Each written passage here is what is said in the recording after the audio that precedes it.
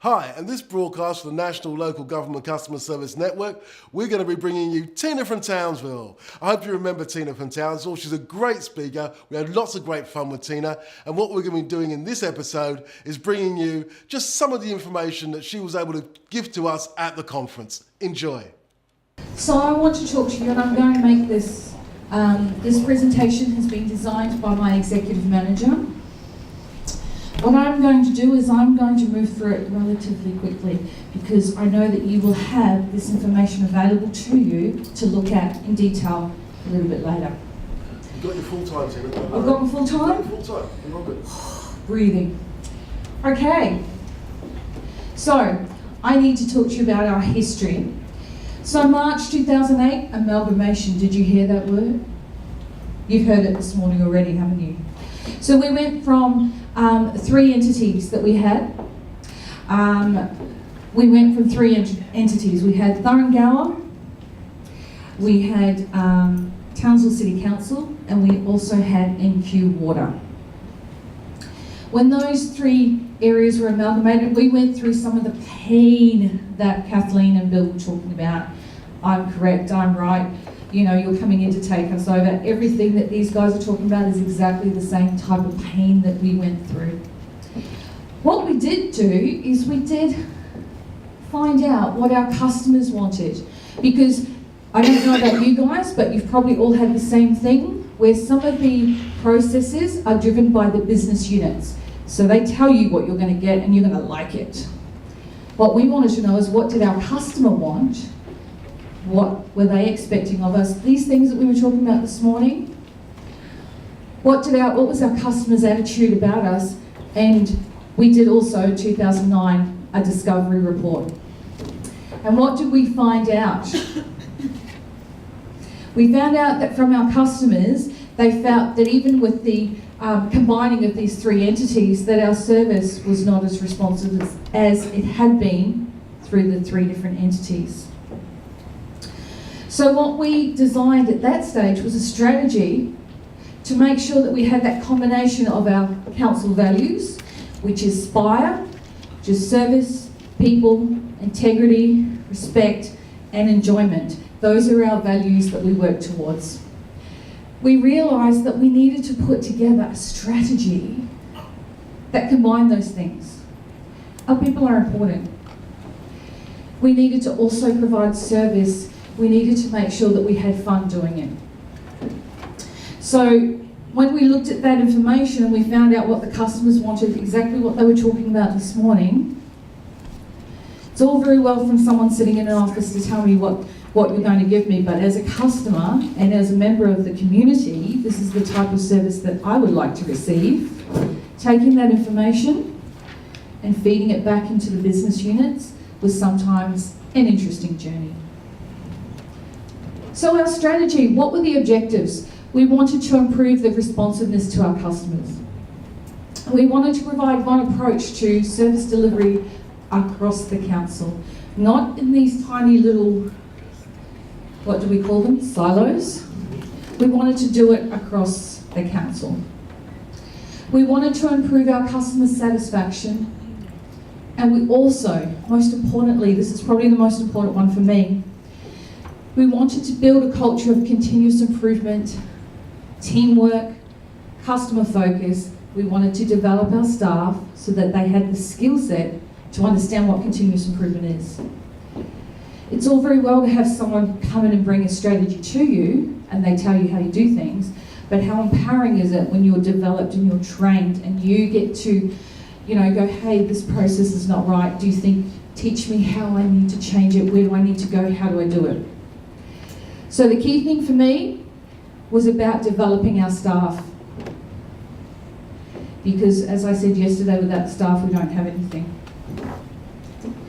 So, our performance measures in February 2009. Our customer satisfaction with our interaction. So these were rated as good or excellent. Our customer service centre, 92.25%. That number speaks for itself. We know that. A lot of you probably have something very, very similar. Your customer service centre is exceptional, outstanding, you think they're brilliant. However, look at the next figure that's below that. the council work group average, 67.09%. This was in February 2009. You know, when they talk to you about going to the CMT meetings and the EMG meetings and the whatever other meetings they name them, they've always got acronyms. When you talk about the data, argue with me. I dare you to argue with me. How can you tell me that 67.09% in February 2009 is good? We've got some room for improvement. All right, let's talk about Smart Service. Smart Service was designed to improve responsiveness to our customers. It was about implementing continuous improvement. It was about improving our teamwork. And it was about all the staff problem solving. Remember I talked to you about developing our staff, training them in what problem solving is? Often, and I have seen this myself, and when I first started I was very, very bad for it.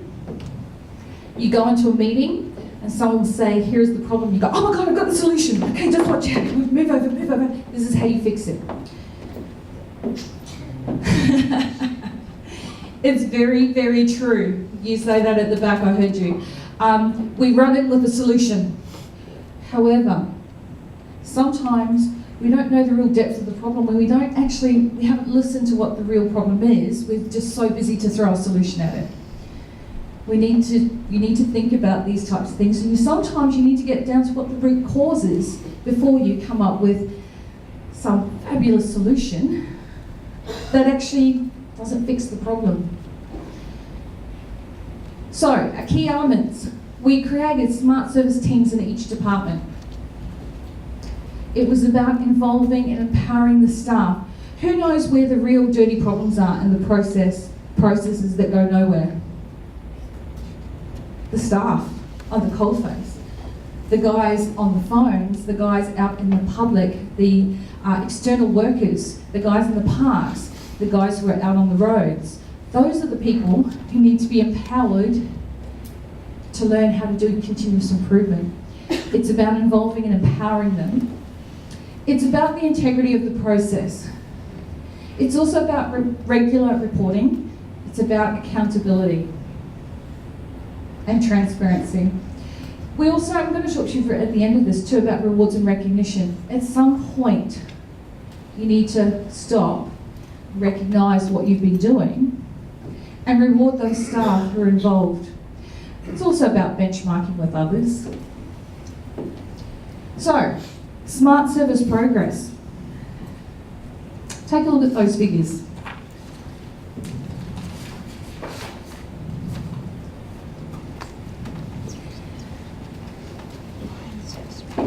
When I updated this particular slide, probably about 2-3 weeks ago, I myself had no idea that we had improved so much.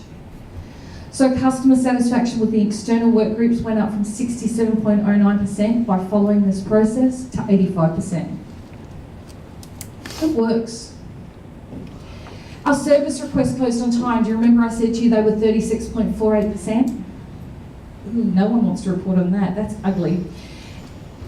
They're now up to 76.14%. We still have more work to do. There's more. But look at where we've come from.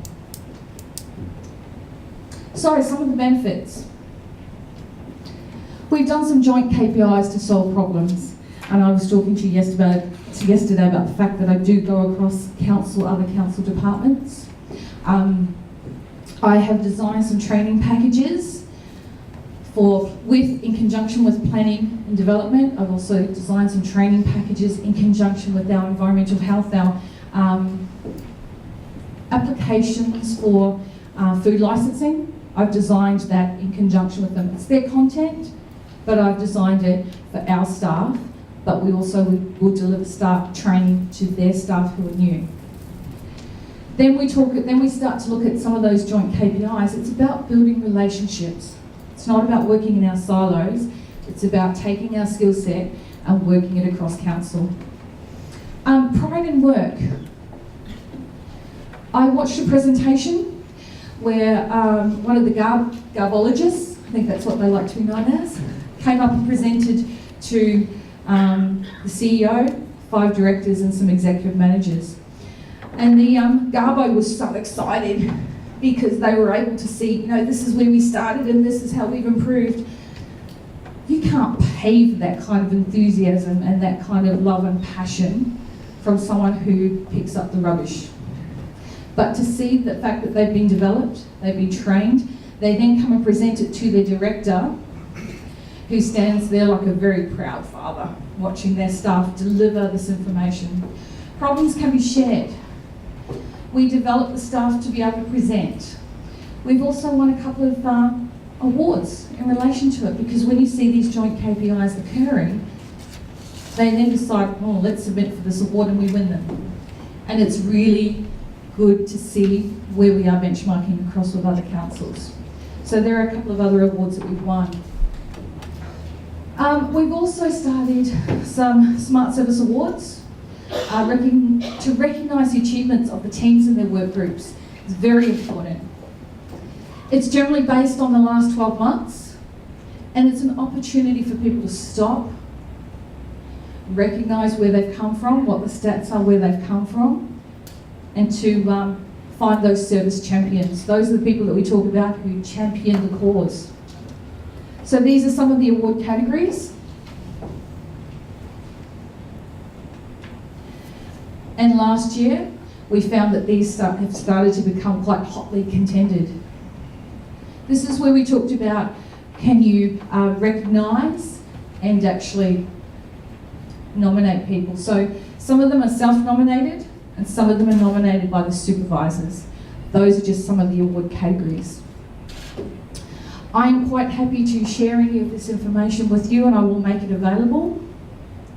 But our journey for us, there has been a lot of pain, but when you see the gains and you see the numbers and you see how proud people are and how well they've been developed, it's well worth the effort.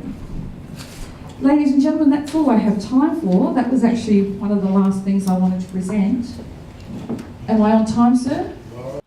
Thanks for watching our broadcast on the National Local Government Customer Service Network channel. I hope you got lots of hints and tips and tricks that you can use at your council. The case studies were great, the information's been great. I hope you're enjoying it, and don't forget to visit our website. See you next time.